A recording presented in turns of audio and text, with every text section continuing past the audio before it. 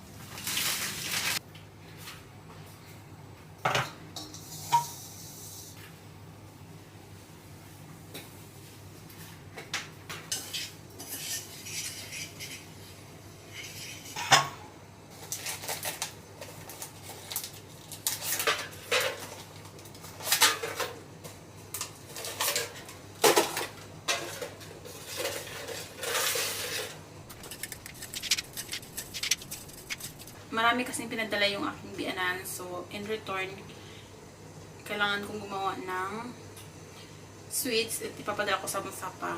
Which is, Ramadan kasi ngayon. Talagang fasting kami pag umaga. And then, sa gabi kasi, open kami ng fasting. And then, maganda rin to pang iftar.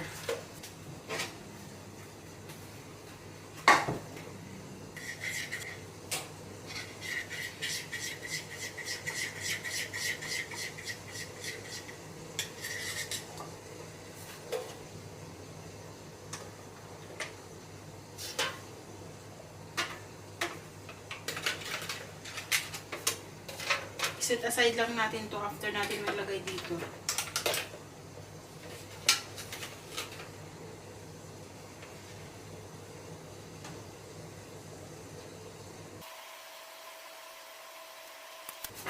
As you can see, ayan yung pinakang magiging ano niya, flavor.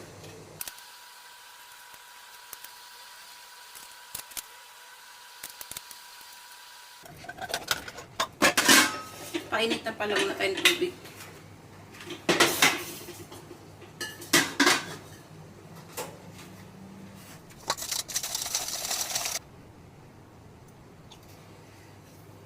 Vanilla, lemon, pampatanggal ito ng lansa.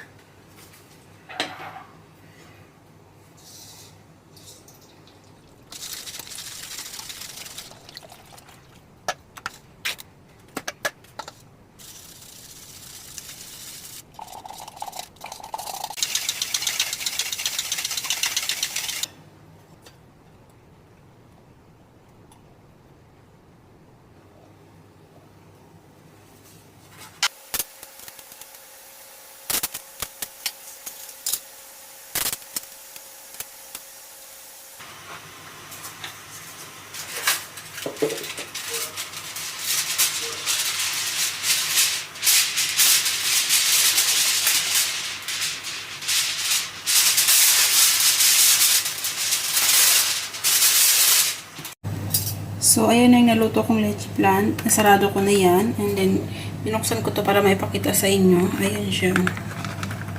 Babaliktad yan. So, ayan yung pinakang creamy niya. Yung daming sauce.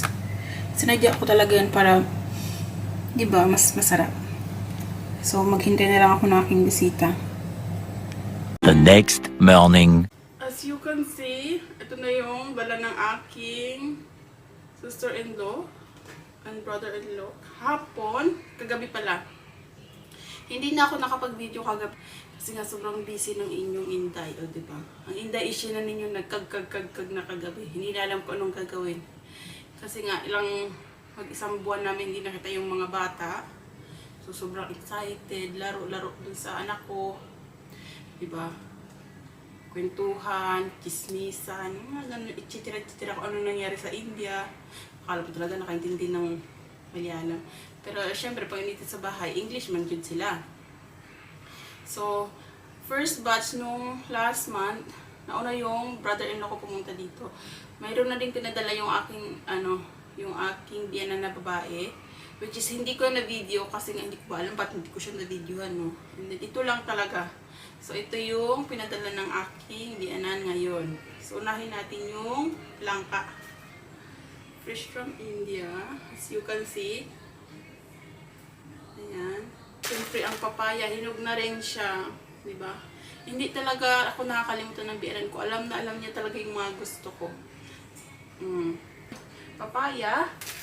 Beef. Ito beef to frozen. Galing India din to.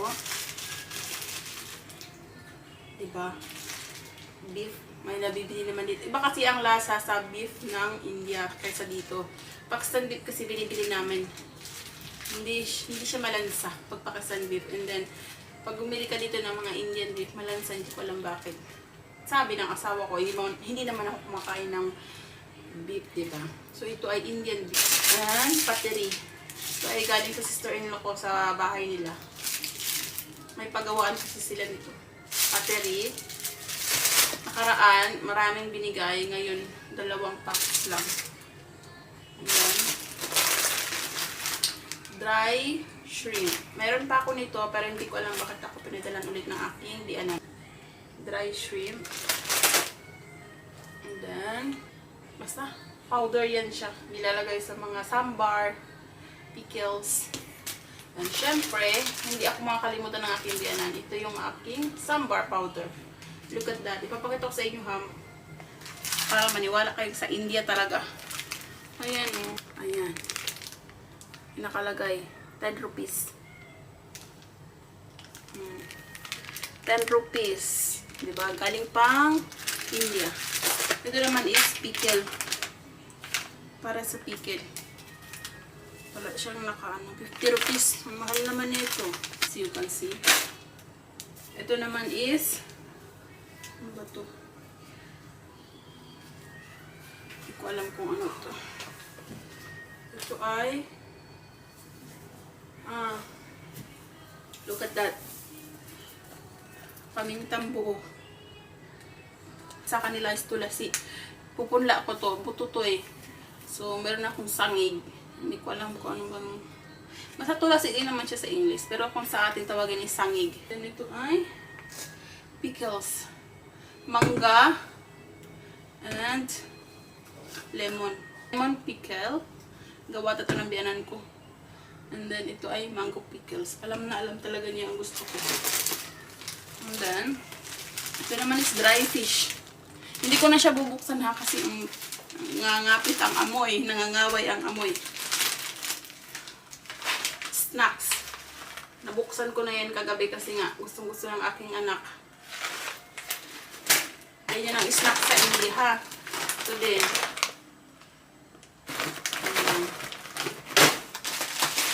Ito din nabuksan na. Look at this. So, curry leaves.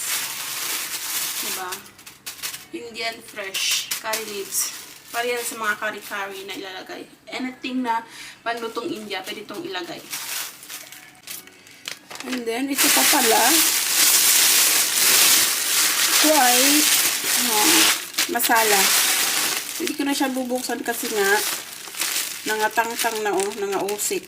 I mean, lumabas na yung mga powder. So, ito is masala to. Ayan. So, ayun lang yung dala ng aking sister-in-law kahapon. And back to gawaing bahay and luto tayo. See you!